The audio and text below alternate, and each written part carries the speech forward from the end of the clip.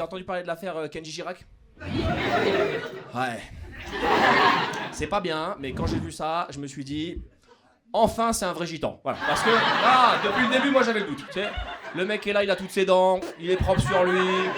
Je me rappelle à The Voice, je lui avais dit ouais, ta chanson pas ouf. Il avait dit je vais retravailler. Il avait pas dit la compte ta mère, je monte aller à la caravane. Tu vois, moi jusque-là, j'étais pas sûr.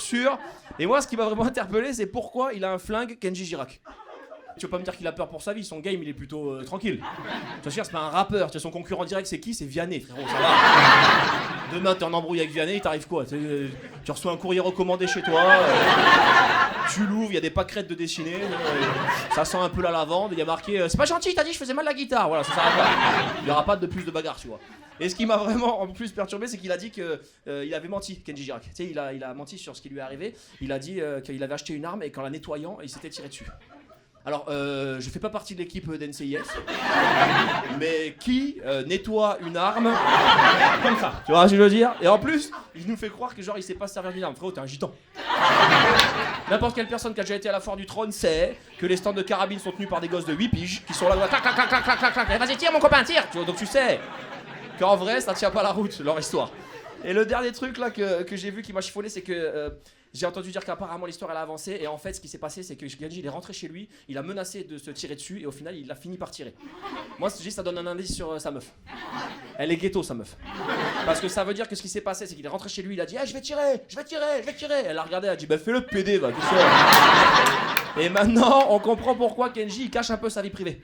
Parce qu'une meuf comme ça tu peux l'emmener dans un dîner. Imagine demain il a une victoire de la musique, je sais pas, il va recevoir un prix, il va à l'Elysée, il est avec Macron, il dit bonjour monsieur Macron, il y a sa meuf à côté. Eh Brigitte, c'est vrai t'as une bite? Là t'es mort.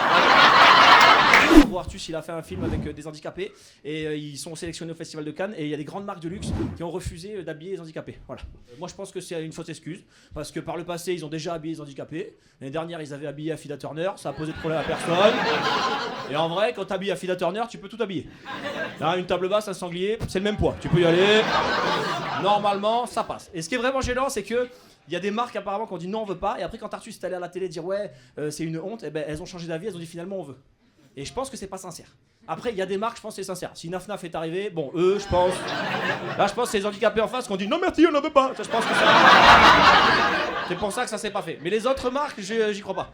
Genre je sais comment ça se passe chez eux, tu vois, il y a une meuf chez Prada qui a dû être là, ouais les handicapés on veut les habiller, elle a dû être là, non désolé on n'habille pas les Mongols, en plus il va se passer quoi, ils vont mettre de la moutarde, du ketchup dessus, tout le monde va croire que c'est des iguales. Donc je pense que c'est ça qui s'est passé au début.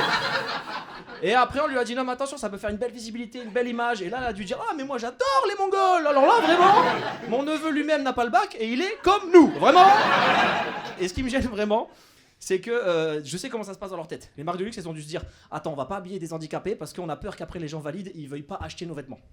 T'as envie de leur dire les gars, est-ce que vous croyez vraiment que c'est pour les handicapés qu'on n'achète pas vos vêtements? Non, c'est le prix qui fait qu'on n'achète pas vos vêtements. Il y a aucune meuf jamais qui va rentrer dans une boutique de luxe, tu sais, qui va dire voilà la robe je l'aime bien, mais quand je l'avais vue sur le modèle, elle avait pas de bras. Donc j'arrive pas à me projeter. Est-ce que éventuellement il y aurait quelqu'un dans la boutique qui serait un peu comme ça pour m'aider parce que là j'arrive pas à voir. Déjà c'est sûr que non.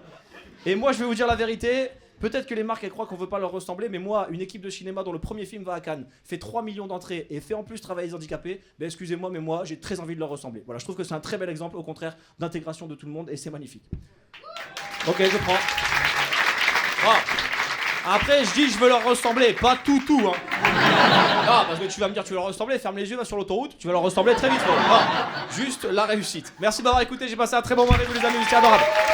En gros, il y a 2 rugbyman qui sont accusés de en Argentine, voilà, sur une meuf en même temps. Bon, j'espère vraiment que c'est faux et que c'est un complot ou que c'est je sais pas quoi. Parce que si c'est vrai, ça fait quand même de la France le premier exportateur de gros bâtards de l'histoire.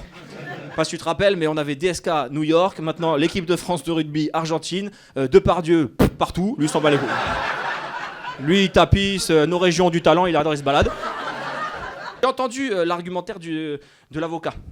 Et tu sais, il a dit peut-être que mes clients n'ont pas compris que la dame ne voulait pas parce qu'ils ne parlent pas la langue. Voilà, j'ai vérifié, en espagnol, calmez-vous, ça se dit tranquilo. Qu'est-ce que t'as pas compris, frérot, dans tranquilo? Tu peux pas faire plus simple que tranquilo. Normalement, t'as tout compris. Et là, les Argentins, apparemment, ils ont réclamé que les joueurs soient jugés en Argentine. Je crois comprendre pourquoi. Ces Argentins, ils se sont dit attends, 2 rugbyman jugés en France pour viol et séquestration, je sais pas quoi, à tout moment, ils finissent ministre de l'Intérieur ou député. Donc ça, ils ont dit non. Ça, ils ont dit non. Après, je me dis, c'est peut-être bonne foi. Si les mecs sont rentrés en Argentine se faire juger, c'est peut-être qu'eux, ils pensent qu'ils sont pas coupables, tu vois. Ou alors, c'est juste que c'est des gros kiffeurs. Comme c'est des mecs qui aiment bien les plans à 3, ils se disent, oula, prison en Argentine, on va se régaler. Après, ça va pas être la même chose, hein, parce que t'as 2 gros moustachus qui arrivent dans tes oreilles pendant les douches te dire, tu aimes les plans à 3, les françaises. À mon avis, c'est eux qui vont dire, ouais, mais tranquillo, hein. Et normalement, t'auras les 2 gros moustachus qui vont arriver, qui vont dire, non, là c'est tranquillo, là c'est l'autre truc. Ou dernière hypothèse, selon moi, c'est peut-être que c'est des mecs qui vivent trop de la violence. Tu sais, on leur dit sur un terrain, faut être violent, voilà, faut être des hommes, faut être bourrin, et ça a débordé. Mais dans ce cas-là, j'ai un message à leur faire passer, c'est les gars, la violence sur un terrain, c'est magnifique, on en veut tous. Par contre, sur une meuf, personne n'en veut, vous êtes des fils de... Merci de m'avoir écouté, j'ai passé un très bon moment les amis avec vous.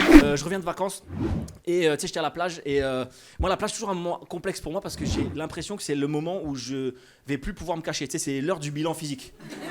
Et en général le bilan est pas positif de ouf tu vois. Mais là cette année j'ai compris un truc, c'est qu'il y a une catégorie de gens justement à la plage qui existe à mon avis pour que nous tous on se sente bien, ça s'appelle les vieux.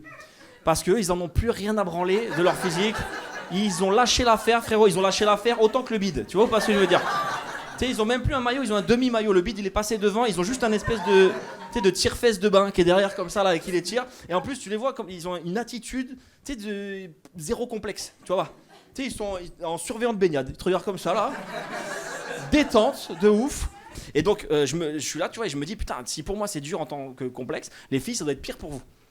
À la plage, parce qu'on se rend pas compte, mais tu sais, on le dit pas assez, mais nous les mecs à la plage, ça y est, on mate les meufs, et les meufs, vous matez aussi les meufs. Donc vous avez un espèce de double regard sur vous.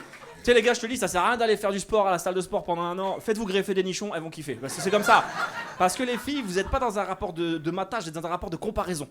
D'où les lunettes noires avec que les yeux qui bougent derrière. Tu vois pas? Tu vois, ce moment statique, elle a un magazine, elle sait même pas ce qu'il y a dans le magazine. Elle est juste là, est-ce qu'elle est plus bonne que moi cette pute? C'est comme ça que ça fonctionne. Et nous les gars, on est dans une autre forme de comparaison. On compare, on est là, est-ce qu'elle est pas plus bonne que ma meuf, elle? Oui, et voilà, tu vois, c'est comme ça. C'est d'autres formes de comparaison. On n'est pas dans la même chose. Et j'ai en plus un autre truc encore plus dur que je trouve les filles, c'est que non seulement vous êtes jugés par des femmes, mais vous êtes en plus jugés par des mecs dégueulasses. Et ça, je trouve ça fou. J'ai entendu là, cette semaine, avec moi, un pote à moi qui est là, calvitie, grosse moquette sur le torse, me dire moi, une meuf qui s'épile pas, ça dégage, j'en veux pas. Je dis frérot, tu vois bien que la meuf ne vient pas vers toi, tu vois bien qu'elle va vers la mer. Tu n'es pas dans son projet, frérot, hein. Poil ou pas, crois-moi, toi tu es là, elle est là-bas. Vous n'allez pas vous croiser, c'est sûr que non.